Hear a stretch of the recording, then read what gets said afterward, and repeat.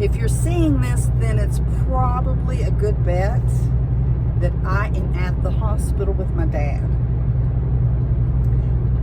I'm recording this on my way home on Thursday evening, and I'm probably going to set this up to post just in case. I can't be with you for the regular Friday Live. So, in a nutshell, Dad had his heart catheterization today, and overall it went fine. But the doctor was running a little late, so it was already behind schedule about 45 minutes, which, I guess in surgery language is not that much. But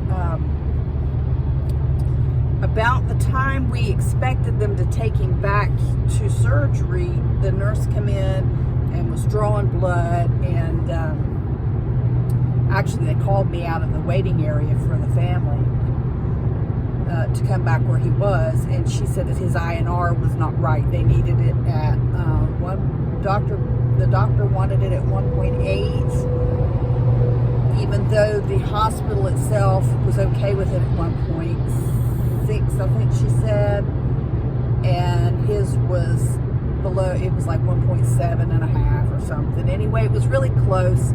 So they had, because that was at pre-admission testing, so we had to be over at the hospital at 10 o'clock and this morning, and so they did all the pre-testing workup and all that stuff. So his surgery was scheduled for 2 o'clock, and by 2:45 they hadn't taken him back yet, and that's when they called me back, and they said his INR was not right, and they were drawing blood again, and it'd probably take an hour to get the test back. I said, well, I could run home and get our at-home machine, and you can test it if you want. And she said, nah, that wouldn't work. They can't use those anyway. She understood what I was saying. Instead of waiting a whole hour, I'll run home and get it and get back, and you'll know. But they can't use those. I guess they're not quite accurate enough.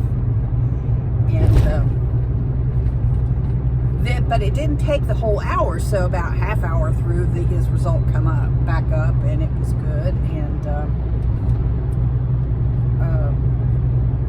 then it was probably another 45 minutes because, of course, they took someone else in because he couldn't go at his time, so they took somebody ahead of him, and we had to wait for them to get done. And the surgery itself didn't take all that long, really. So what was it? About 4:35? No, I think it was about 5 o'clock or so. I think. Maybe not. I was trying to think what was on. I was streaming the news, and I can't remember what was on. But anyway,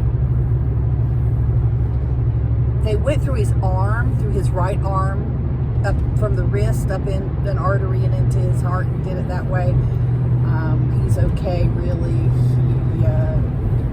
The vein, once they got to it, was too small to put a stent, so they're going to have to adjust his medication or something, I forget. But he can't use his arm. He can't bend his wrist. He's not allowed to use that arm for 24 hours. And the doctor came out and asked me what I thought, if I thought he could go home. Was there somebody there with him? And I said, yeah, but there's a dog, and probably not a good idea. It's a good-sized dog, and probably not a good idea if you don't want him to, suddenly reach and try to put the dog, And so they're going to keep him overnight, which is fine. And they got him settled in his room and got him fed. He was starving. I know that feeling. So while they were getting him all, settled in the bed and everything, they sent up lasagna, and he likes lasagna. I cut it up for him because he's not left-handed, and he was going to have to use his left hand, and he couldn't cut because he can't use this one. He has to keep it here, can't move it. And so I cut his food up for him and got his drink ready for him and all that stuff. Waited till he was finished and got him settled before I left. The thing is, we don't know what time they're going to release him. When the nurse came through not long before I left and said, well, he can't use that arm for 24 hours. I said, oh, so he's going to be here till tomorrow after, because he didn't have his surgery until, she said, no, he can't use it for 24 hours. He doesn't have to stay here for 24 hours. We'll be letting him go in the morning. Well, I don't know what in the morning constitutes. If it's just as long as before noon, or is it 8 o'clock? What time is it? I don't know. But I got him settled, I think. I got his TV turned on and the lights turned down and covered him up. And he's okay. He's okay. The Lord was with him. The Lord was with him. So I'm a little flustered because we could have had this done months ago, back in July, when he went in and wasn't feeling well, and the ER doctor wanted to do a stress test and stuff on him. Then we could have had it all done then, but his cardiologist said, I know he doesn't need that. He can have that in the office. Oh my gosh. Chapters of your life. I'm in that chapter. Actually, it's more than just a chapter, but I'm in that part of life where I'm, taking care of Dad. And I'm okay with that. I've told you guys that before. I'm a daddy's girl. I'm okay with that. But I am tired. I really am tired. And I want to take my pill and lay down, put my chickens to bed. They might already be in bed. It's kind of dark out, dark enough that they're probably gone into the roost. I'll have to go shut the doors and stuff. But Mr. Holstein had a tooth pulled today, and he said they just loaded him up with Novocaine and popped it right out. More power to him. I don't know if I can. I don't know. I'm a big chicken. I have such hypersensitive nervous system, and I'm sure there's people out there going to roll their eyes, but this is truth. And it's very annoying. It is very annoying. Things that most people do, it doesn't bother them. It just drives me insane. Cold and heat and sharp and itchy. And, I mean, there's stuff that some people, it wouldn't bother them a bit, but it just eats me alive, and I really have a hard time with it. So I've talked to you guys before and told you I have neuropathy. I don't have neuropathy because I have diabetes. I don't have diabetes. As far as we know, we don't really have a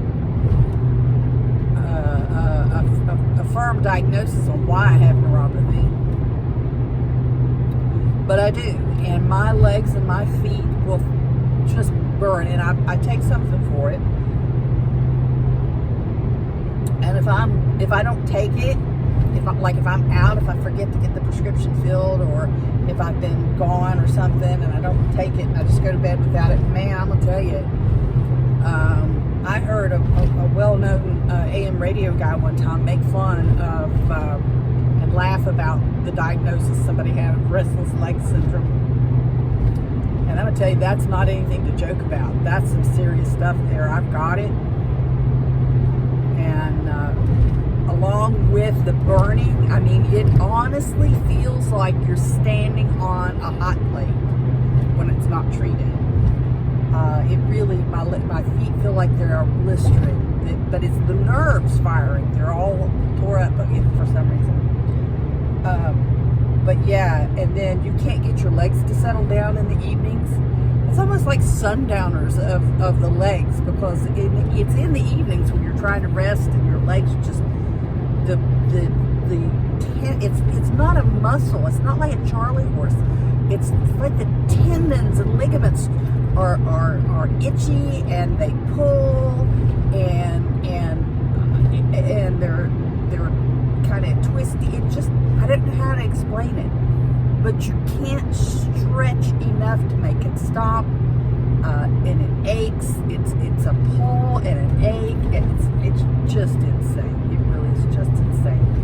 And so the stuff that I take for it helps, but I keep having breakthrough issues with it, so it'll be fine for a long time, then I'll have 3 or 4 days it's breaking through again, and I'm kind of up there in the dosage, so that I can't really go much higher. I'm only 58, and if I live to be 88, I mean, if I top out now, what am I going to do for the next 30 years, you know? But,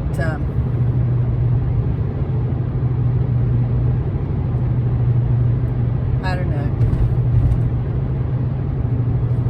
My legs are going to ache me. They're already bothering me some. I do get some relief with I hate they're ugly. These spongy sandals. They're really a cheap sandal. You can get really expensive brands of them, but they're really kind of a cheap, ugly, almost like a Croc, except they're a spongy fabric. I really feel a lot. I don't have a lot of back pain when I'm wearing those in the house. I have a pair that I keep in the house and I wear instead of a house shoe, because if I go barefoot, my back just slams, because I've got similar to Dad, only not as bad. Well, that one spot is, but anyway, the degenerative disc in the neck and the back, and if I'm walking without shoes, or shoes that are flat, it just causes my spine to jam when I walk, and man, oh man, it gives me a backache. But I don't. If you're a grown man on a kid's bicycle wearing black at sundown, you're just asking for trouble. I almost hit that boy. He's over in the road and wearing black and no reflectors. Anyway, so I've rambled. Oh, there's another one. My goodness. I have rambled enough. I'm almost home. And I'll stop here. But I'm sorry, you know, if you see this in the morning, it's probably because I have to be at the hospital to pick up Dad. Yay, picking up Dad. And so I can't be there to do it live. Sorry. I'll talk to you again. Maybe I can do it again. Maybe I can catch up with you guys Friday afternoon later. That sounds like a plan, doesn't it? Alrighty. Bye-bye, y'all.